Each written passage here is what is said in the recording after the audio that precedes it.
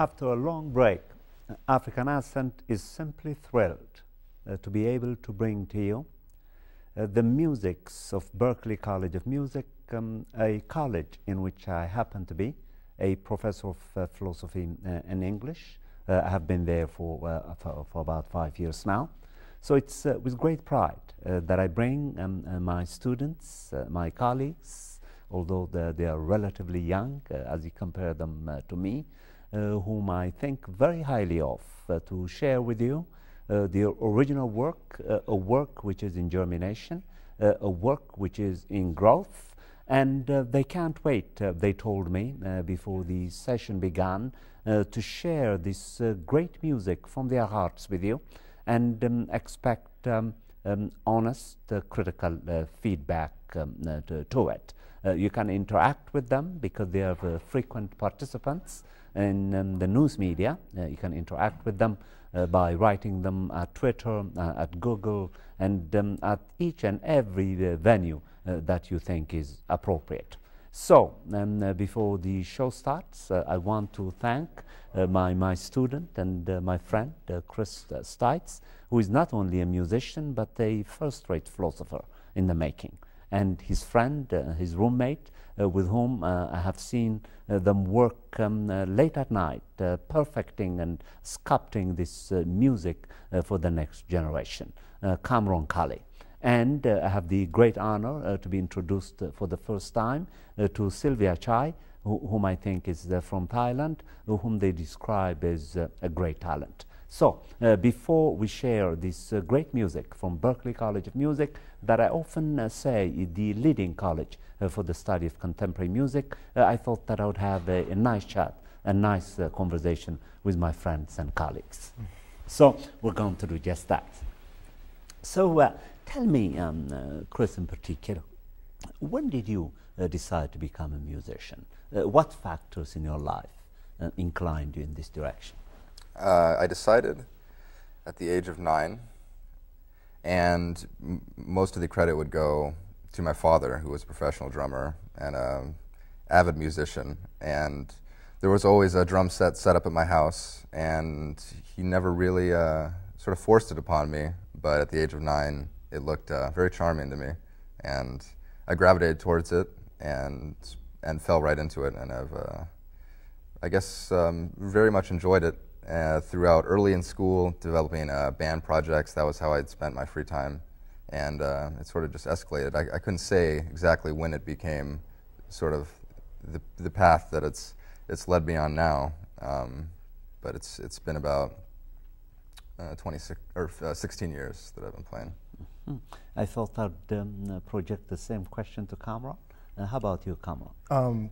What first took me to music was out of somewhat of a necessity. As a bass player, an electric bass player, you become always called upon. Most of the time in a small town where I'm from, they always have an abundance of guitar players and singers, and everyone always needs an electric bass player. And I kind of fell into it by chance with my friend, who really brought music upon me when I was maybe 11 years old. And ever since then, I fell in love with it, and it most likely, or it mostly stands for a place of warmth for me when I'm feeling down. It lets me out in some sense from my daily thought. Okay. And Sueverachai, same question? Yes, I started playing music at the age of 11. I started playing piano, and I think it was my dad, like he suggested that I should be, doing something, maybe as a hobby, but it turned out that like kind of fell in love with it, and I decided to continue, doing this for life, I guess, yeah. Mm-hmm. So yeah, it's kind of simple, but yeah. Mm-hmm. Mm-hmm. And now I'm often really fascinated by young people like you who take a risk and commit themselves to music, which is a very risky enterprise, I think, since everybody now thinks that he or she is a musician. How are you going to break into this fast-paced, competitive, aggressive, cutthroat vocation called music? I think the answer to that is any way you have to, because that idea comes second when you're involved so heavily into music. The process for me of creating, writing, playing is always first, and the way to put it out is always second. It's practical and it's technical. But the real magic and the talent comes from somewhere else where you really can't conjure or control it. So I think what's important to have as a musician is a die-hard will to continue no matter what or where you are, and to stay true to what you really feel is right without compromising too far. Mm-hmm. How about you, Chris, or Sueverachai? You can take it in any way you want. It's just a conversation among us, so we don't have to take turns, really. Mm-hmm. Well, I think, as you said, it was great what Cam said about do it however you can. And I think amongst musicians, we're usually humble enough, and from musicians that are older than me have given me the advice of any opportunity is a good opportunity, and always making yourself open to do many things. And there's sort of a partition that I think a lot of musicians go through between, you know, what you do for other people just to kind of add to music as a whole, or to pay the bills, if you want to say it that way, and then also just sort of what you do for yourself as far as exploring what, you know, you got into when you got into music in the first place. What we're going to be playing today, very much for us, is that really personal outlet for us, where we're, you know, at school we're studying a lot of things that could help us, you know, do entrance music for a show like your own that we just heard, which was very nice. As you said, it was from a Berkeley student, or a professor, rather. Yes. I mean, a whole myriad of things. Video, you know, Cameron is working on video game scoring, so many things. But really, I think this is what we really love to do, and this is what it all really kind of comes down to. What you said? Well, I think that, well, add to that, I think we also have to, like, as musicians, we have to be open-minded and be willing to accept, like, new genres, and, you know, not to limit yourself into one genres, but kind of like exploring new things and be able to adapt into different circumstances when it comes to creating music, so that you can create something more unique and different. And I personally think it's all about being different, you know, because if you're different, then you're likely to, like, attract new groups of audience, and yeah, pretty much. Let's explore that a little more. Is it true that one has to be unique, distinct, and different to produce great music? It's we've talked about this so much, and I think that it's so important to take from influences, to have people you look up to, and the more you expose yourself to, the better you will be, I think, at mastering music in general. But then at the same time, I think you need to have your own thing you need to say. If you're contributing to this whole, you have to understand the history of music, you know, and you have to see where it's come from, and I think it's important to do what you can to take it to where it needs to go, and not just leave it. I agree entirely. I think a large part of creativity, music especially, in the field of music, is that you need to know the rules in order to break them. And I think that it's extremely important to continue to learn and to continue to practice all styles of music. But I think there's also, for at least myself personally, there is a kind of an osmosis that I don't let what I play and study and hear directly come through what I create. I'd rather it just bleed out subconsciously without it being too much in my control. And that's my own personal way, and I think everyone has their own ways of going about it. Now, you speak about the history of music.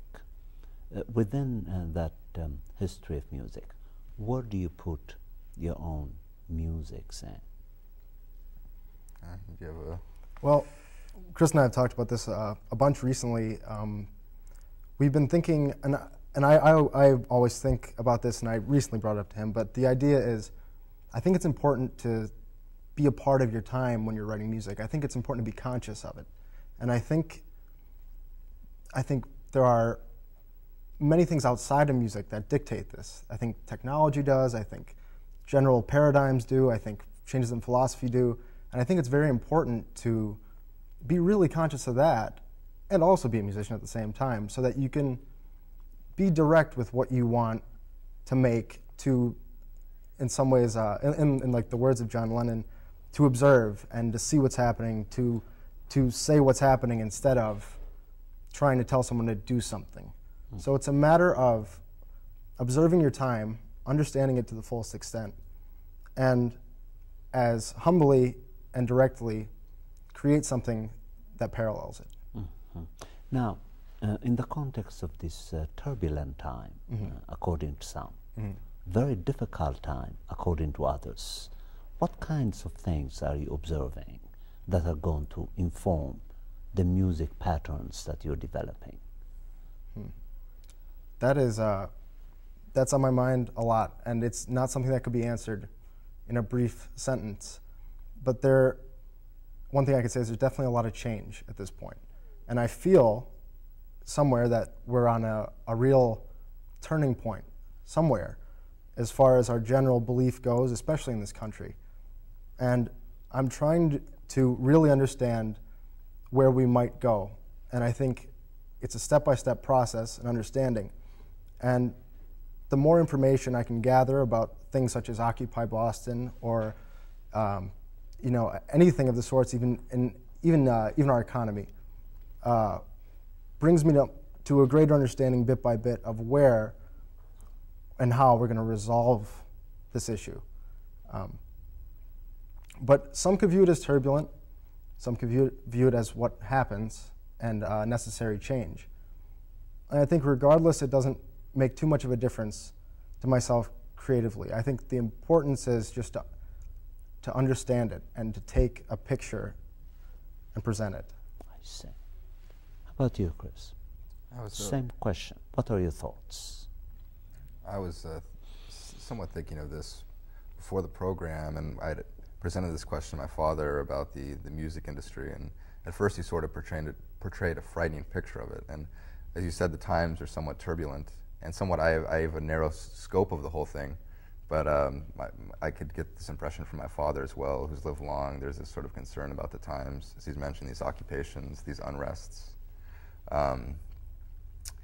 And as far as music's concerned, you know, I think that any time of change, I mean, is a good opportunity for music.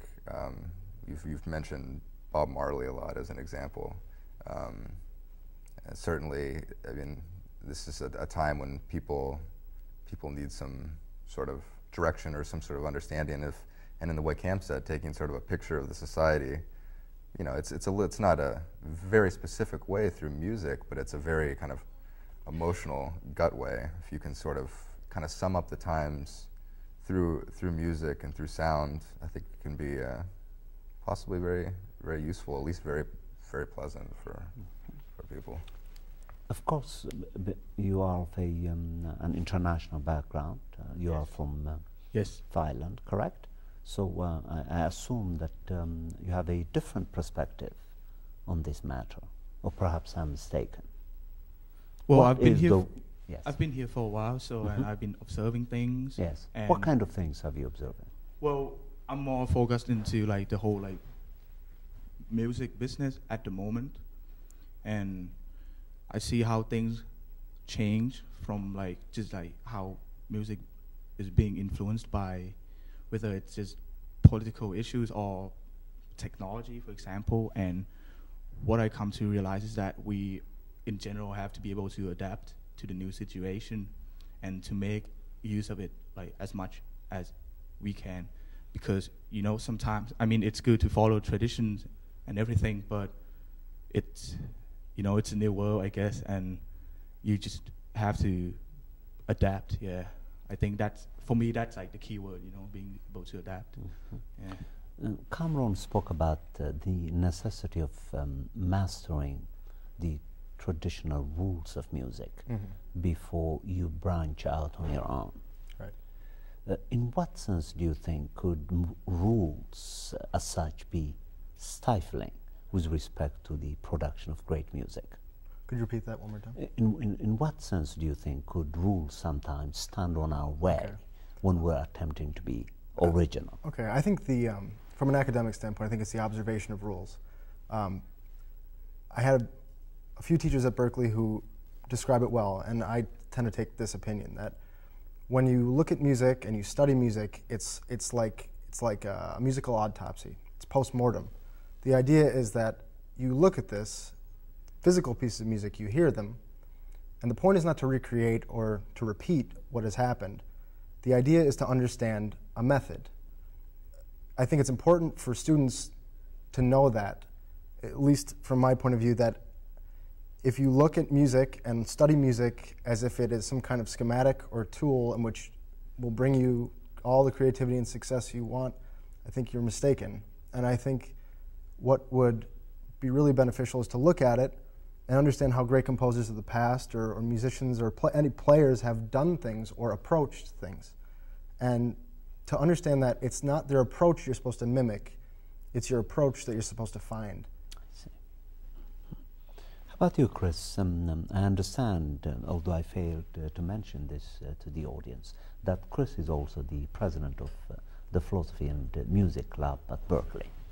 In what way do you think could philosophy, broadly conceived, play a role in the production of good music? Or is it entirely irrelevant?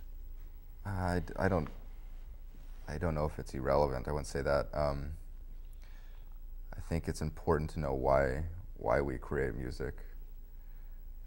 As far as the technical aspects behind music, it may not play much of a role, but it's important to sort of ethically guide the music industry, which is a difficult thing to do. It's try to fit into it. As Ham said, he's more involved in the music industry than I am, or more savvy on the business. But you have to sort of kind of play by the game, play by the rules, but you don't want to get kind of sucked up in it. I think it can happen like it happens to many politicians and many musicians. I wanted to, of course, thank you for having us on the show, and just thank you for, you've been a fantastic teacher at school, and I think that you come from a philosophical background. For me, you've been one of the best teachers at my school, in a musical school where you're a non-musical teacher, because I think a lot of the things you made me think about has sort of put all the other classes in perspective. And I think that is a good sort of microcosm for the bigger picture of how philosophy pertains to why we create music. Okay. And now, of course, the focus of the conversation should be these great pieces that you're going to play for us. Let's talk about them. We have about 5 or 6 minutes left. Great. I would like to devote the rest of the time just to those songs. Sure. There's something you talked about history and looking forward, and I think what we're trying to do here is kind of both of those things. We're playing in almost like a sort of rock setup. It's a electric bass, acoustic drums, keyboards. It's a band really, and we've talked about this. We don't listen to a lot of band music per se. We take a lot from at this point from classical music as far as we compose. It's more compositional, and then also we're very interested in electronic music. So those are kind of the two spectrums: a very historical perspective and a very forward-thinking perspective. On the technological, we use a lot of synthesis tools and a lot of sound design tools. And this is, like you said, it's a germination, but we have a lot of ideas. We want to kind of pursue electronics more. But we're doing it sort of in this, in a way that electronic music is usually performed in a solo, recorded way, DJ or a solo act, and classical music, of course, with an orchestra or totally acoustic instruments. So we're kind of taking these two styles and doing it in a way that is sort of natural to us, that we've grown up with, that we don't necessarily sort of accept. It's like we grew up on MTV and this and that, and don't know how much that sort of looks at the whole thing of things. And now we've been here at Berkeley, exposed to so much more of the history of music, where it's come from, found deeper interest. But this is kind of like what we were brought up on, these instruments. So we're sort of like trying to make it all work. We do. And I think, like what Chris says, it's important. What we're trying to do is really extract two elements of music. I mean, it's in the new music, and well, I should say, well, first in classical music, there's a whole lot of feeling. I mean, that goes without saying. There's a lot of dynamic changes in the music. There's a lot of apparent emotional parts. And in electronic music, it's very straight ahead. Very, not to say it doesn't have, it's full of emotion, but it's very straight ahead and it's very mechanical in some senses. But I don't think that my opinion on either is valid. The idea is that they both have done something. And I want to have both at this point. I want to be in a place where I can make music that is full of dynamic changes with emotion and kind of humanity, and tie it together in some sense with the computer age we've walked into. Stefan? Well, I'm kind of new to this group, and I totally agree with both of you guys, because since I'm new, like I came, like when they asked me to play with them and learn all the pieces, and I pretty much noticed the same thing. So I could agree that, yeah, you guys did a job, you know, in combining like the two genres together. Yeah, definitely. Ham is very new to this project. Kind of really came with us for the purpose, really, of doing this program. As you know, our previous member that we unfortunately lost, and Ham has been really incredible. Wonderful. One of the most excellent musicians I've ever met in my life. Undoubtedly, absolutely excellent. He can do anything. Amazing. Yeah, we'll see about that. But yeah, I appreciate what you guys say. Thank you. Yeah. That's wonderful. That's wonderful. And now we have a few minutes left before we go on break. I want you to say anything that you want to say to your audience. This is the time for you to promote your work. Well, I mean, can you tell them what it is and where it'll be? Hopefully, this is really, like as we said, this is kind of the debut of this. But when don't you? Well, we're still in the beginning phases of this, but there will be much more to come. Our plans are exactly what we said before. We're going to move forward and try to combine these feelings as much as possible, and hopefully make something that is practical, not esoteric, and able to be digested by anybody. And I think it's going to take us time, but I think what we'll come out with will be really special. And I hope for everyone to continue listening to music. And please don't forget it. Although everything could be very fast these days and commercial, it helps to take a couple minutes just to sit back and listen to something. It'll be more than enlightening for everything inside of you. And if you're interested, I think we decided to call this project the Ion Project, or simply Ion. And then as far as the social media is concerned, that's where you'll be able to find us. Right. And of course, we should collectively thank the spectacular crew that has contributed to the making of this promising production. Absolutely. We have about 3 minutes left, and we can still talk. I'd said the Ion Project, and I think the name, you could describe a little bit about that, but that you well related that to the sort of spirit of the time. Spirit of the time, as ambiguous as it can be, and I don't want to say too much about it. I like the correlation between our own self, which is I, and how I feel about what I should be doing, and I think that's how I combine Ion. And the idea is to be conscious of what you're doing, and I think it's relative to everything that we're surrounded by in the world today. That's remarkable. You sound like Descartes, who in the 17th century was forced to define man. And when he defined him, he said, man is nothing more than a thinking thing. We were just talking about that at Thanksgiving. Yep. So you have made a very profound philosophical statement, Kamal. Bless you. Any more thoughts, any more reflections before we go on break? I think we're ready to go on break, and I must tell my audience you're going to really have a musical festivity. These are great Berkeley musicians. African Ascent is very proud to bring them to you.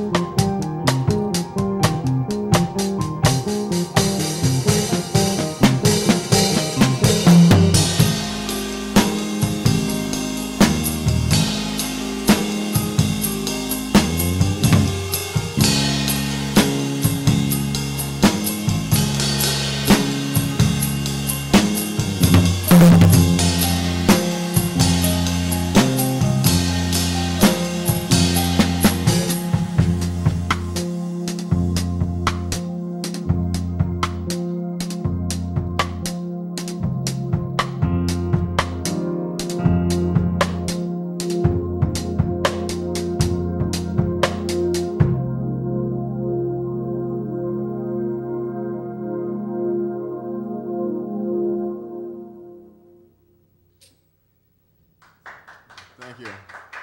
That the composition was called Bicentennial Man. Okay, next one would be called The Mask, composition by Cameron. Oh, Mercy, actually. Mercy, excuse me.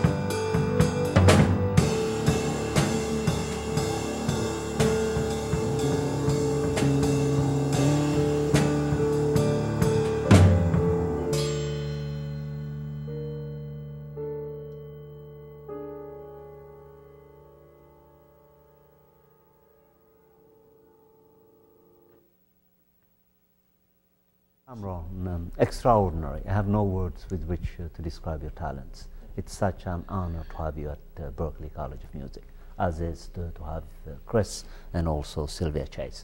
Well, this has been your host, Dr. Theodoros Kiros, for African Ascent.